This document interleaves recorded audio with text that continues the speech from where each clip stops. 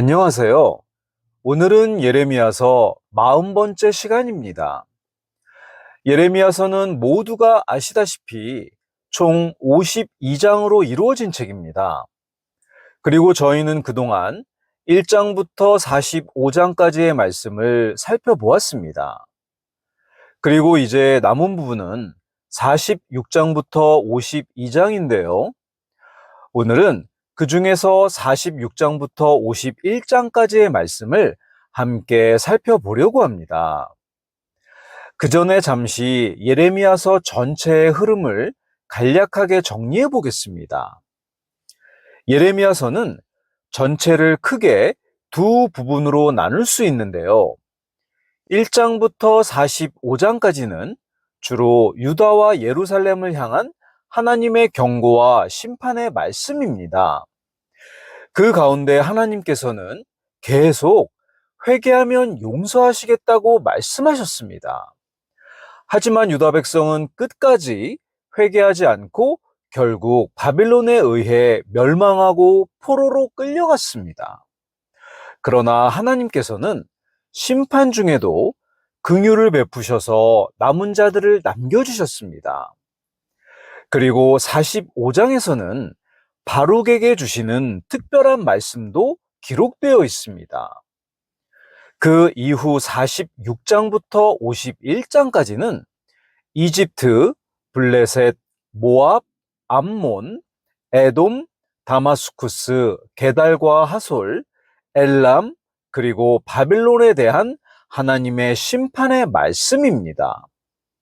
마지막으로 52장은 예루살렘이 실제로 어떻게 멸망했는지를 역사적으로 기록하며 시드기야 왕의 최후와 성전 파괴 등 구체적인 결말을 정리하면서 예레미야서가 마무리됩니다. 그리고 예레미야서는 시간 순서대로만 배열된 책이 아니라 주제별로 묶여있는 책이라는 것을 다들 아시죠? 오늘 본문인 예레미야 46장부터 51장은 예레미야서 뒤쪽에 기록되어 있지만 이 말씀들이 모두 예레미야 생의 마지막 시기에 한꺼번에 주어진 것은 아닙니다. 본문을 자세히 보면 각 말씀들이 서로 다른 시기의 역사적 배경과 연결되어 있다는 것을 어느 정도 알 수 있습니다. 예를 들어 46장의 이집트에 대한 심판의 말씀은 2절을 보면 갈그미스 전투와 연결되어 있습니다. 본문은 유다왕 요시아의 아들 여호야김의 제4년을 언급하면서 바빌론 왕 느부갓네살이 이집트 군대를 친 사건을 기록하고 있습니다. 이것을 통해 이 말씀이 비교적 이른 시기의 역사적 사건과 연결되어 있다는 것을 볼 수 있습니다. 또 49장 34절의 엘람에 대한 말씀은 유다왕 시드기야가 통치하기 시작할 때 주어진 말씀이라고 기록되어 있습니다. 그리고 51장 마지막 부분은 시드기야 통치 제4년에 스라야가 바빌론으로 갈 때의 사건과 연결되어 있습니다. 이처럼 46장부터 51장의 말씀들은 모두 같은 시기에 한꺼번에 주어진 것이 아니라 서로 다른 시기의 역사적 배경들과 연결되어 있는 것을 볼 수 있습니다. 그리고 현재 예레미야서에서는 이 말씀들이 이방 민족들에 대한 말씀이라는 흐름 속에 함께 모여 기록되어 있습니다. 이런 배열의 흐름도 우리가 중요하게 볼 필요가 있습니다. 하나님께서는 먼저 예레미야서를 통해 유다의 죄와 심판에 대해 충분히 말씀하셨습니다. 그리고 마지막 부분에 와서는 하나님께서 유다만 다스리시는 분이 아니라 이집트와 모압과 암몬과 에돔과 바빌론까지 모두 포함하여 모든 민족과 열방을 다스리시는 분이라는 것을 보여주십니다. 즉, 하나님께서는 유다의 하나님만이 아니라 온 세상의 주권자이십니다. 이제 46장부터 51장까지의 말씀을 전체 흐름 속에서 함께 살펴보겠습니다. 먼저 46장은 이집트에 대한 말씀입니다. 당시 이집트는 강한 나라였습니다. 군대와 병거와 용사들을 가진 큰 나라였습니다. 46장 8절을 보면 이집트는 스스로 이렇게 말합니다. 내가 올라가 땅을 덮고 그 도시와 그곳의 거주민들을 멸하리라. 이것은 자기 힘에 대한 자신감입니다.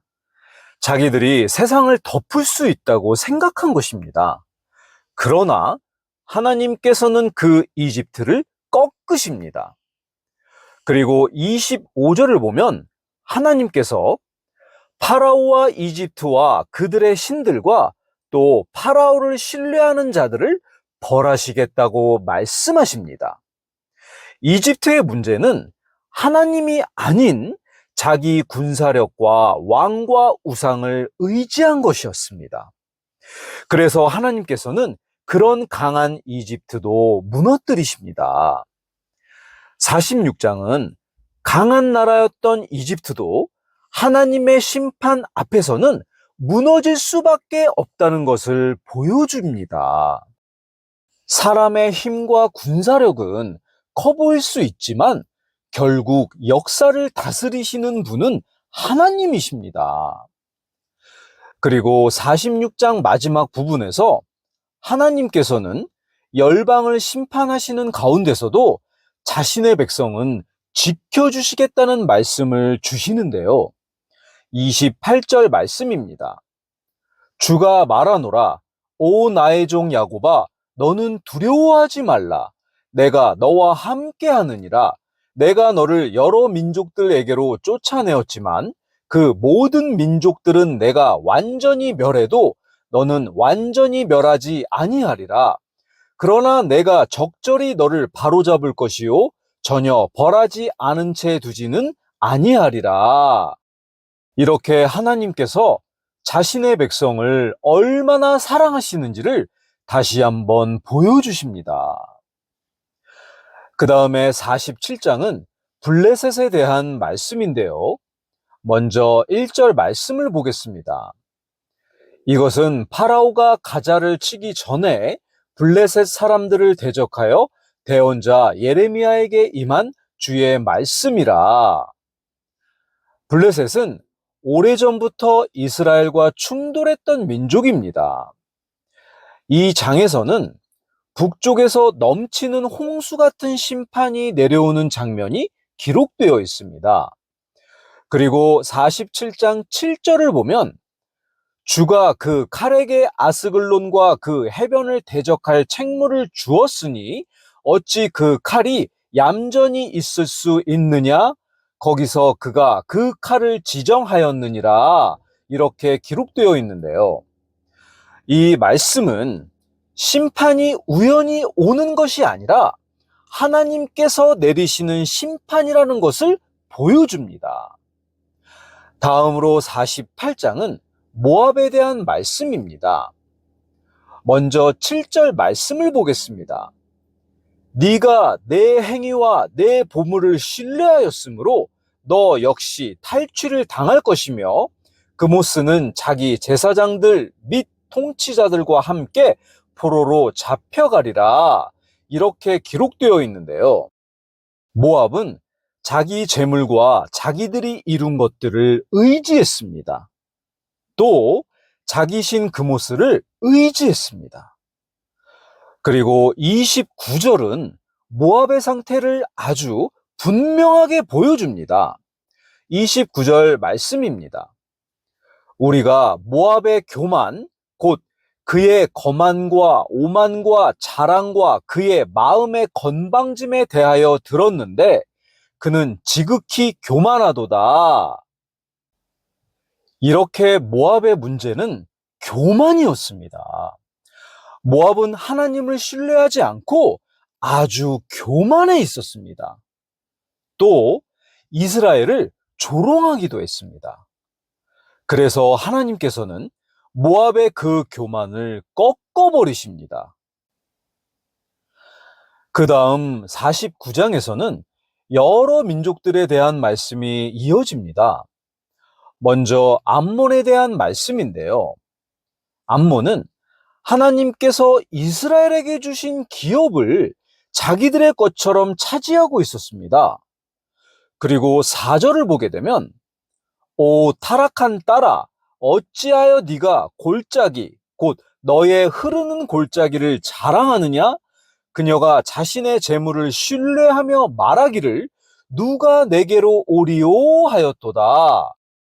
이렇게 암몬은 하나님보다 자신들의 환경과 재물과 안정감을 더 신뢰했던 것입니다. 그들의 문제는 풍요 자체보다 그것을 의지하며 교만해진 마음에 있었습니다. 그러나 하나님께서는 그런 암몬의 교만을 그냥 두지 않으셨습니다. 암몬은 자신들이 안전하다고 생각했지만 결국에 하나님의 심판 앞에서 두려움과 멸망을 경험하게 됩니다. 이 말씀은 사람이 하나님보다 자신의 환경과 힘을 더 의지할 때 결국 그 교만은 무너지게 된다는 것을 보여줍니다. 다음으로 에돔에 관한 말씀인데요. 에돔은 높은 바위와 험한 지형을 의지하며 스스로 안전하다고 생각했습니다. 49장 16절을 보겠습니다. 오, 너 곧 바위 틈에 거하며 산의 높은 곳을 차지한 자야. 내 두려움과 내 마음의 교만이 너를 속였도다. 네가 내 보금자리를 독수리같이 높게 지을지라도 내가 거기서 너를 끌어내리리라. 주가 말하노라. 에돔은 높은 산과 바위 지형 때문에 아무도 쉽게 자기들을 무너뜨릴 수 없다고 생각했습니다. 그러나 하나님께서는 그들의 교만을 지적하시며 아무리 높이 올라가 있어도 하나님께서 끌어내리실 것이라고 말씀하십니다. 이 말씀은 사람이 자신의 힘과 환경을 의지하며 스스로 안전하다고 생각할지라도 하나님 앞에서는 참된 안전이 될 수 없다는 것을 보여줍니다. 에돔에 대한 말씀 이후에는 다마스쿠스와 게달과 하솔 그리고 엘람에 대한 말씀들이 이어집니다.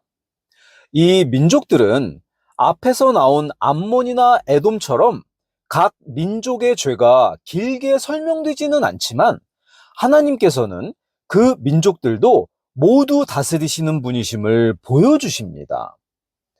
먼저 다마스쿠스에 대한 말씀을 보면 본문은 다마스쿠스가 약해지고 두려움과 슬픔에 사로잡히는 모습을 보여줍니다. 찬양받고 기뻐하던 도시도 결국 하나님의 심판 앞에서는 고통과 두려움 속에 무너지게 됩니다. 게달에 대한 말씀에서는 그들의 장막과 양떼와 휘장과 낙타와 재물들이 약탈당하는 모습이 나타납니다. 그리고 하솔은 염려 없이 안전하게 거하던 민족으로 묘사되는데 하나님께서는 그들의 평안과 안전도 무너지게 하십니다. 그 다음에 엘람은 그들의 힘의 상징이었던 활이 꺾이게 됩니다. 하나님께서는 엘람이 의지하던 힘조차 무너뜨리실 것을 말씀하십니다. 이처럼 하나님께서는 모든 민족들이 의지하던 것들을 모두 무너뜨리실 수 있는 분이십니다. 사람들은 재물과 평안과 군사력과 환경을 의지하지만 결국 모든 민족과 열방의 주권자는 하나님이십니다. 이제 오늘 본문의 마지막 부분인 50장과 51장에서는 바빌론에 대한 심판의 말씀입니다. 이 부분은 가장 길고 강하게 기록되어 있습니다. 바빌론은 유다를 멸망시킨 나라였고 하나님께서 유다를 징계하는 도구로 사용하신 나라입니다.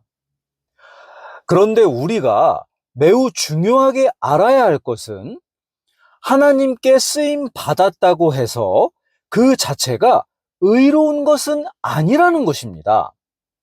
바빌론도 결국에 심판을 받습니다.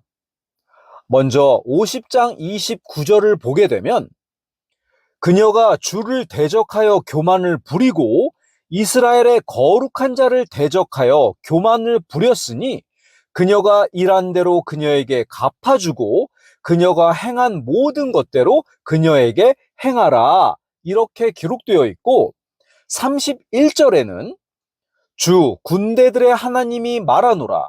오, 너 지극히 교만한 자야.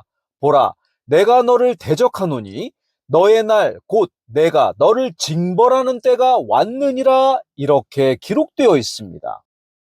바벨론은 강한 나라였습니다.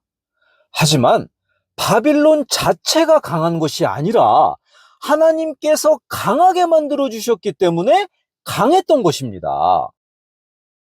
바벨론은 우상숭배와 탐욕과 폭력으로 가득했고 하나님의 백성을 향해 악을 행했습니다.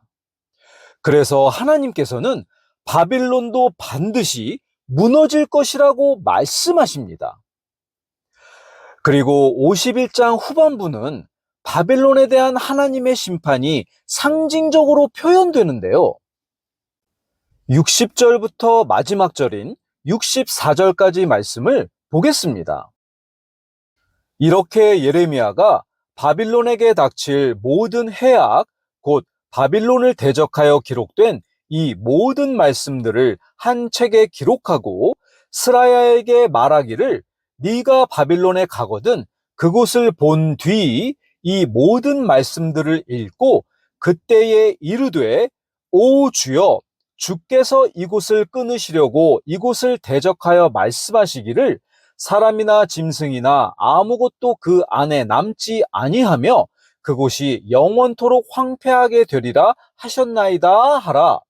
또 너는 이 책 읽기를 마친 뒤에 그 책에 돌을 매달아 유프라테스 한 가운데로 그것을 던지며 말하기를 이같이 바빌론이 가라앉고 내가 그녀에게 가져올 해악으로부터 벗어나 일어나지 못하리니 그들이 힘을 잃고 지치리라 하라 하니라. 예레미야의 말들이 여기까지니라. 이렇게 바빌론의 멸망이 확정됩니다. 아무리 강한 나라라도 하나님께서 무너뜨리시면 다시 일어나지 못합니다. 그러면 이 46장부터 51장까지의 말씀을 통해 하나님께서 무엇을 보여주시는 걸까요? 먼저 하나님께서는 온 세상의 주권자이십니다. 하나님께서는 유다만 다스리시는 분이 아니라 이집트, 모압, 암몬, 에돔, 바빌론 등 모든 민족과 열방의 주권자이십니다. 두 번째로 하나님께서는 교만을 미워하십니다. 46장부터 51장까지를 읽어보면 반복해서 보이는 것이 바로 교만입니다. 사람들은 자기 힘을 의지하고 자기 재물을 의지하고 자기 안전을 의지합니다. 하나님만을 온전히 의지하지 않고 자신의 힘이나 다른 것들을 의지하는 것이 바로 교만입니다. 세 번째로 사람이 의지하는 것들은 사람을 구원하지 못합니다. 이집트의 군대도 모압의 재물도 에돔의 높은 바위도 바빌론의 권세도 결국 다 무너졌습니다.